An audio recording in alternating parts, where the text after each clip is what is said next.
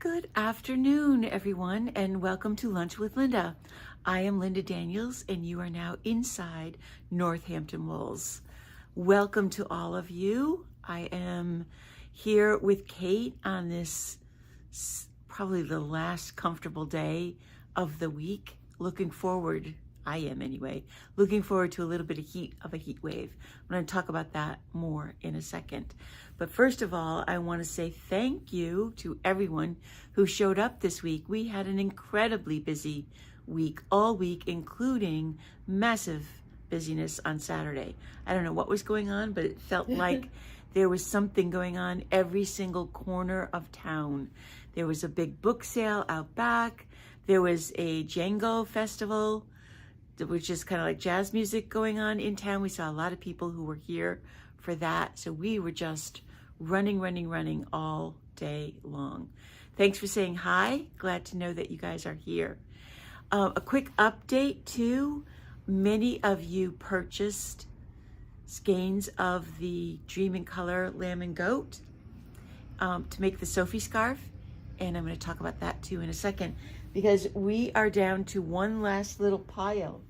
And if you are thinking about that, these are the colors that we have left. So this is the darkest brown, and dark brown is a really hard color to find, but it's a color that looks great on a lot of people. And in fact, the Sophie scarf pattern is shown in a really dark brown. So you might think about that. We still have some of that sage green, the olive green, and then what color is that? It's almost a lilac, very pale lavender. And the sun is so bright out there that I'm like can't see what I'm looking at because of the glow. Yeah, especially when a car goes by. Stand there. No, it's fine. So there's still some of that left. I think that we will probably get rid of it this week. So if you are thinking about it or have been thinking about it, now is the time to do it. Many of you bought more than one skein and said that you were going to be working on Christmas gifts, which is a great idea because here we are mid-June, which means that we're also mid-year. There's very shortly only going to be 6 months left between now and Christmas, and it is going to be the perfect time to get those gifts done, especially if you have more than one person that you can give a little knitted something to. The Sophie scarf is pretty easy to do, but I wanted to give you guys a little bit of a tip about it as well. And this is a tip not just for the Sophie scarf, but that you can use in lots of other ways as well. In the scarf pattern, you're basically doing garter stitch, which means you're knitting every row, and you are increasing every so many rows, so many times. There is that I-cord edging to begin with, but one of the ways that you can keep track of your rows is to use these clip-on markers. I'm going to unpin one so that I can show it to you close up. These are called light bulb markers. Can you see that? Or bell markers. They're shaped like a little light bulb, and they pin directly onto your work. And the way that I use them, I stuck these in here just so that I could show you what they look like when they're on. When you do an increase, put the marker on the edge of the knitted row. Then the pattern will say something like increase every 8th row.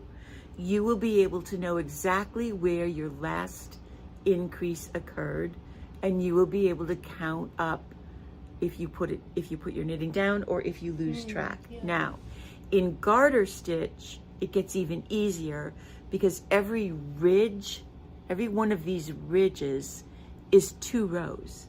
So once you have done one increase on the scarf, you are then knitting every row, creating that ridge every second row.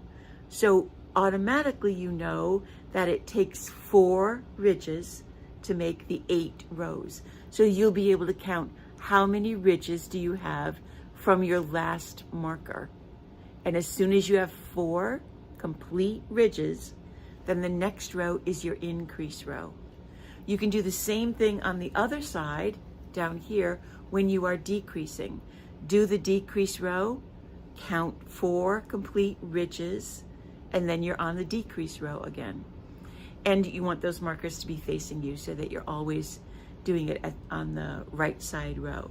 So that's the first way to use these clip-on, and it doesn't have to be these metal ones. There are also plastic, the big plastic clip-on markers, but these you get a ton of them because they're so tiny and lightweight. They don't weigh the sweater down. But it's a very, very easy, convenient way to keep track of where you are in the rows. It's the number one problem I think that people have when they're knitting. I hear it over and over. How do you count rows? And there are a lot of times when you have to. If you're doing garter stitch or stocking net stitch or any of the other all over patterns, most of the time your pattern is going to tell you to just go until it measures so many inches. And in that case, you don't really need to count the rows. Some people like to keep track of how many rows they do so that both their sleeves are the same, or that if they're making a cardigan, so that both of their fronts are the same. But in general, you can just go by inches and how many, not worry about how many rows it took you to get to that many inches. But increases, decreases, that happens after so many rows, and cables. You need to know how many rows you have done between cable patterns.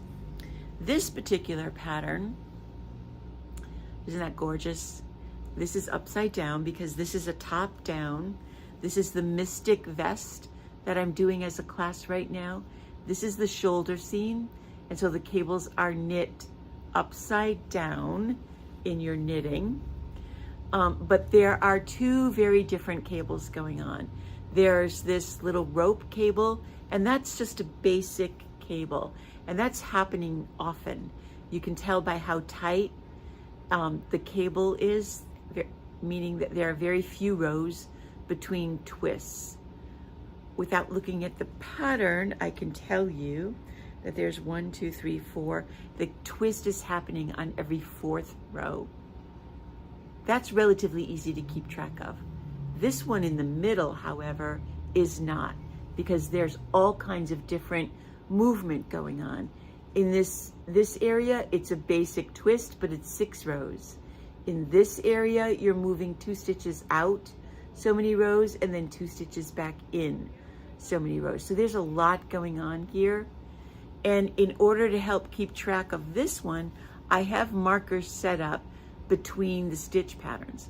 So this is when you would use the ring markers, and they help you keep track of the way the patterns line up. So between this cable, between this marker and this marker, I'm doing this stitch pattern. Between this marker and this marker, I'm doing the middle cable pattern. And then this marker and this marker are the other side of that basic cable pattern. You can use markers like this even more often. You can put them in whenever there's a break or a change in the pattern. And it does 2 things. It helps you keep track of which patterns go in which section, number 1, so that you know, especially when you have different patterns across the row. And probably the second reason, but it's almost more important, is it helps you prevent getting all the way to the end of the row and realizing that you've made a mistake. If you know that the pattern is going to end, the row is supposed to end with purl 3, but you only have 2 stitches. If you don't have markers in, you have to go all the way back to the beginning to figure out, okay, where did I count wrong? Whereas if you have these pattern stitches blocked off, as soon as you come to that first marker, you're going to know, oh, this pattern is supposed to end with purl 3, and you have purl 2. You've either dropped a stitch, lost a stitch, or miscounted somewhere right in that section. and it prevents a mistake from being discovered at the end. You can even do that with very simple patterns. You can divide your work up into groups of stitches, like 10 stitches, 20 stitches, 25 stitches. It can just help you keep track of where you are in the overall project. So using markers, how much you use markers, is really dependent on how much help you want during the project. I often find that at least in the first initial couple of inches, the more markers you have, the safer it is. Once the patterns are established, then you don't have too much problem, and you can usually take some of those markers off. But initially, setting those markers in makes a lot of sense. It's like a way to see your mistakes sooner. Exactly. It helps you see everything sooner. It also gives you a better understanding of what's happening within each of those different pattern stitches. So 2 different ways of using markers. And that should help you figure that out. We are, of course, into the second week of our clearance sale, and I just talked about the lamb and goat, which was our deal of the week last week, and I want to show you what the deal of the week is this week. This is another yarn that we have put at 50% off. It's called Tibetan, and it is a real luxury wool. It's a combination of wool and yak.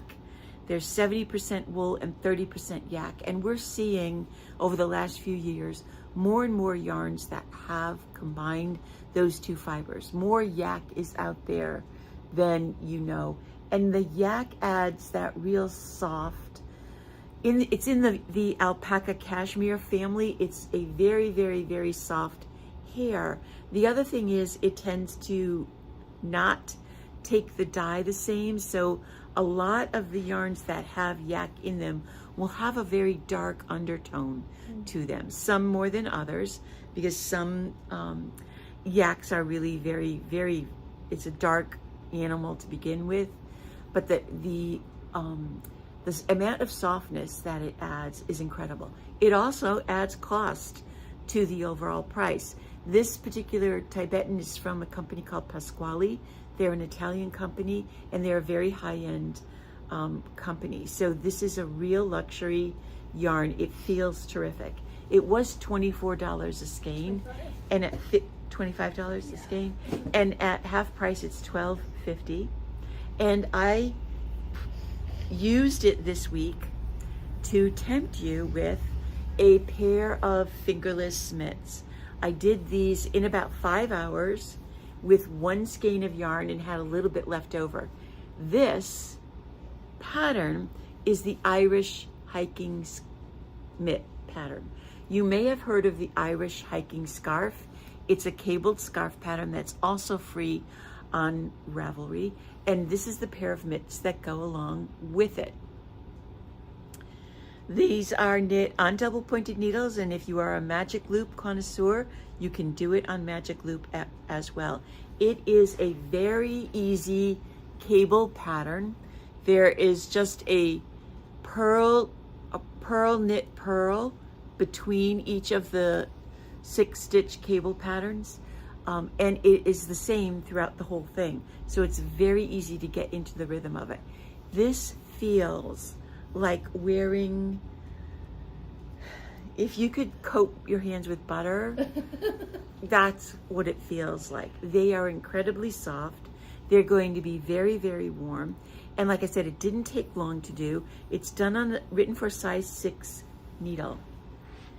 So it's also very quick. Catherine, I'll think about a class because this would be a great thing to do. Now, the colors that it comes in, let me show you the pattern first. This is what the pattern looks like. Irish Hiking Mitts by Karen K. It is Karen, right? Yeah, Karen K. Very, very easy. The pattern is written out for you, and there is a thumb gusset, and the thumb is done in stockinette stitch, so you don't have to worry about trying to establish another cable. Like I said, 1 skein of that yarn. There are 2 colors that we only have one skein of. This is the like a light, it's in the teal family, a lighter teal. Yeah. And then this is a really beautiful purple. It's called aubergine. It's called aubergine, and I know that these two colors, it's why we only have one of each, because they are gorgeous and deep. But then we do have the green that I used. That's this one. A kind of orangey red, rusty. It's rusty. Like a bricky. Yeah, very brick color work. A white, goes without saying what white is. A black, same thing, and a gray. And then we have a medium blue, a light blue, and an orange color. Again, if you want us to hold something for you, go ahead and tell us what you want, and we're glad to put that aside for you right now. You know, back to that heat wave that's on its way. Kate and I were talking this morning, and I said, you know, we should be treating this heat wave because this is unusual. Usually we get 2-3 days at the most, but we're looking at 5 days of close to 100. You know where you're going to be. You're going to be sitting in your air conditioning or inside in a fan. You're not going to be outside or trying to do much of anything. It's like what I said to Kate was, we should be treating it just like a snowstorm in the middle of winter. We make sure we have all the food we need, something to drink, something to read or watch, and something to knit. Make sure you have something to knit, because it's going to be pretty comfortable. We've had the air conditioning on in here since this morning, and I'm freezing. I'm so comfy. And Kate doesn't even have any clothes on practically. But the projects that you do want to do are these small, quick projects. Stock up, get your winter presents ready, and you'll be all set. All you'll have to do is wrap them up. But these small projects are perfect for this kind of heat, when you feel like you can't really do anything or move anywhere. Now this yarn is on the website. You can go to the website, and on the home page it does have some sale yarn. Okay, Dale wants the, Yep. I'm gonna let, Yep. I'm not gonna interrupt that. Thanks, Dale. Oh, on the home page, you can see the sale. What does it say? On the home page, it has some sale items. And when you click on that, it just shows 4 sale items. But then there's an orange bar underneath that says see them all. Or up in the search bar, you can shop on the shop online. You can click on that, and that will take you to be a clearance page that you can click on as well. So you do have, these are on the website. You can see the colors maybe a little bit better than holding them up. And you can purchase it, we'll bag it up, and you can do a drive-by on Wednesday morning. And the pattern is free. Underneath. Okay, and yeah, we spent the morning doing that too. On that sale page, underneath the Tibetan, you will see the pattern.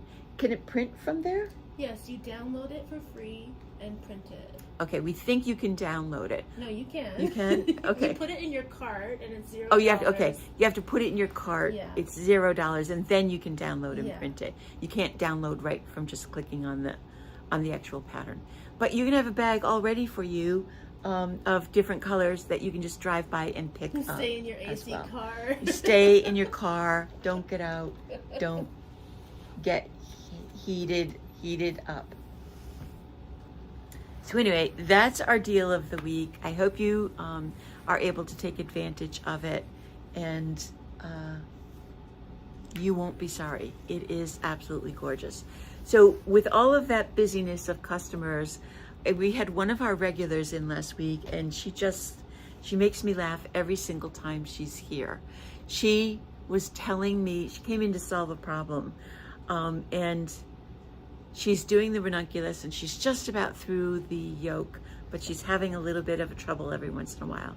So she came in with a mistake that she thought she made that she wanted me to check.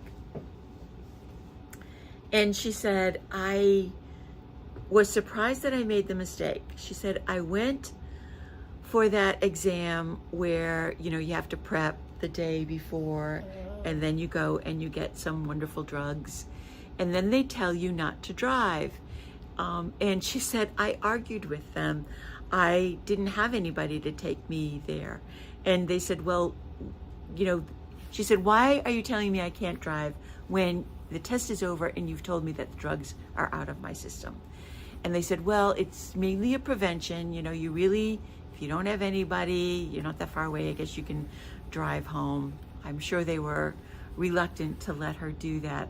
But she said, I finally said to them, all right, look, I'm just going to drive home, but I won't knit when I get home. What? Did they tell her that she couldn't No. knit? She just said, I'm not going to knit because I don't want to make a mistake. That's what she was worried about. So she was more worried about her knitting than about driving home from the after effects of having been drugged for that wonderful test. And I was just like, you're something else. That is a riot. So my advice to everybody is, yeah, be careful when you knit. Well, driving, Don't you knit can go into like drugged. autopilot. Exactly. But in knitting, unless you're doing a pattern you've done for You need to be years, careful. yeah. You do need to be careful. So I got a kick out of her. We had a number of people from out of town, and they were here for a number of different reasons, and we sold a lot of the baskets. Those are all still on sale as well. We've moved them out of the window because they've been in the window for too long, but we do still have inventory on the baskets if you're looking for any of that. And I'm just going to look at my notes, and I think, yeah, Jean Carr, aubergine. I think that's everything. This week I have the mystical, that's the name of the shawl. Multiplicity. Multiplicity. You called this I one want Mystic it. I too, know. And it's That Mira. Mira, It's because okay. we've got a class Mira and Multiplicity. Okay, too many M's. Yeah, and Y's. Okay.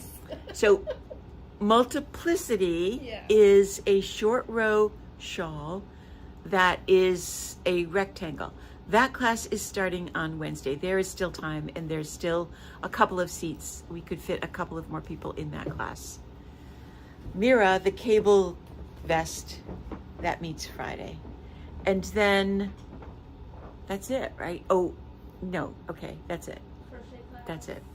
And the crochet class is all set. Okay, I just want to keep my mind straight in what's going on as well. We will have some orders to show you that are coming in because they are slowly going to drift in over the next couple of weeks.